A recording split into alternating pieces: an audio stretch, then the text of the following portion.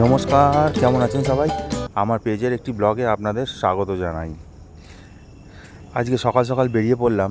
একটু গরম পড়েছে যদিও, কিন্তু পাহাড়ে এলে তো গরম তো অত গায়ে লাগে না। তাই আজকে সকাল সকাল একটু বেরিয়ে পড়লাম এই কুয়াশা মাখা দিনে একটু লামাহাটা যাব বলে।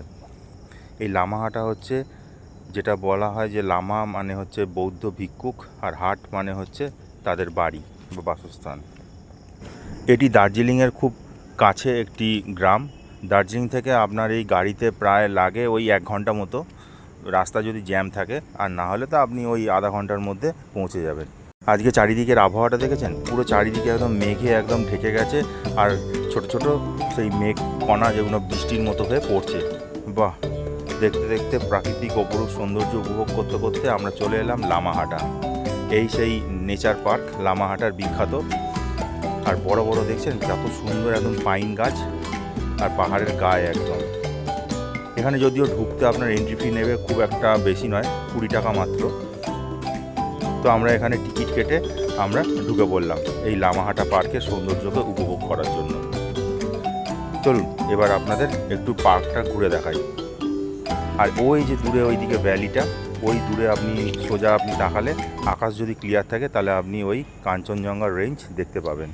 কিন্তু এখন আকাশ মেঘাচ্ছন্ন, ওই দিকে তাকিয়ে এখন কোনো লাভ নেই। তাই মন খারাপ না করে আমরা লামাহাটা পার্কের দিকে এগোতে থাকলাম, যাতে মনকে এই সৌন্দর্যটা দিয়ে অন্তত মনকে শান্ত রাখলাম।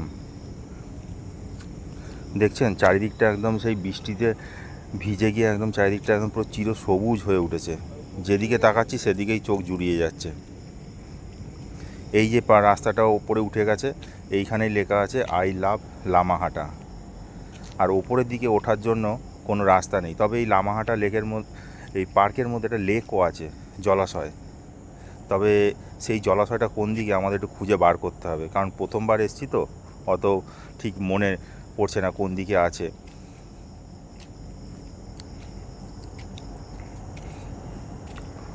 আর দেখছেন ভেতর দিকে যত এগোচ্ছি, ওই পাইন গাছগুলো যেমন লম্বা লম্বা হয়ে দাঁড়িয়ে আছে পাহাড়ের ঢালে, আর ভেতরটা মনে হচ্ছে পুরো অন্ধকার, একটা মায়াবী জগৎ তৈরি করেছে সব গাছগুলো একসাথে দাঁড়িয়ে।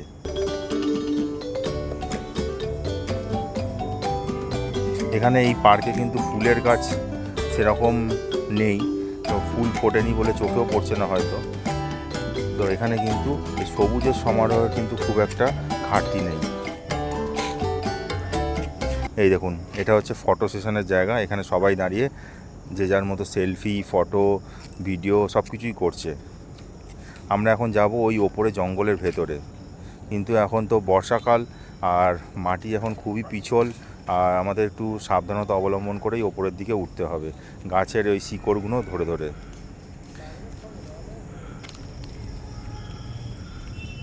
দেখুন একবার ওপরের অপরূপ শোভাটা।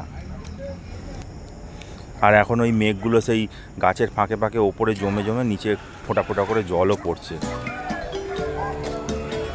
ওপর থেকে একবার নিচেটা দেখুন, ওই সেই নিচে আমরা ওই গেট দিয়ে নিচে ঢুকেছিলাম। বাহ, দারুণ সুন্দর লাগলো এই জায়গাটা আমার। এই জঙ্গলের মাঝখান দিয়ে লোক উঠে উঠে দেখুন মাঝখান দিয়ে একটা রাস্তাও বানিয়ে ফেলেছে ঠিক ওপরে ওঠার। এখন প্রায় আমরা অনেকটা খাড়া রাস্তা পায়ে হেঁটে ওপরে উঠে পড়েছি। তবে কিছু কিছু জায়গায় পিছল আছে, গাছের গুঁড়ির ওপর ভর করে আমরা ওপরে আস্তে আস্তে বেয়ে বেয়ে উঠে পড়েছি, যা আমরা বলবো আপনাদের এখানে আসার জন্য। কিন্তু ব্যাপার হচ্ছে যে এখানে যখন আসবেন একটু সতর্কতা অবলম্বন করবেন। আপনার শরীর যদি পারমিট করে তবেই কিন্তু আসবেন, নাহলে কিন্তু আসবেন না, কারণ এখানে খুবই পিছল মাটি। এখন এটা পুরোটাই ওপরে আছি আমরা, এখানটা প্লেন জায়গা। আর কি সুন্দর জায়গা দেখুন, চারিদিকটা পুরো একদম সবুজ কার্পেটে ঘেরা।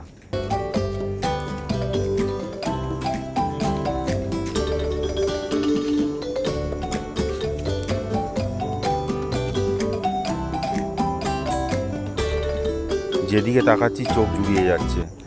এই দেখুন আবার সূর্য মামা উঁকি দিয়েছে, ও আরও এক মায়াবী একটা পরিবেশ তৈরি করেছে। এই পরিবেশ আপনারা এইখানে না এলে পাবেন না। এর অনুভূতি, ফিলিংস ভিডিও তো দেখে যতটা আপনারা পাবেন, এখানে এলে তার চেয়েও বেশি আরও অনুভব করতে পারবেন। তবে হ্যাঁ, আমরা ওপরে গিয়ে কিন্তু জলাশয়টা পাইনি, কারণ এটা অন্য দিকে আছে, সেই ডিরেকশানটা আমরা মেনে চলিনি বলে হয়তো আমরা হারিয়ে ফেলেছি পথ। চলুন এবার তাহলে আস্তে আস্তে নামা যাক, সাবধানতা অবলম্বন করে, যেমনভাবে আমরা ঠিক উঠেছি।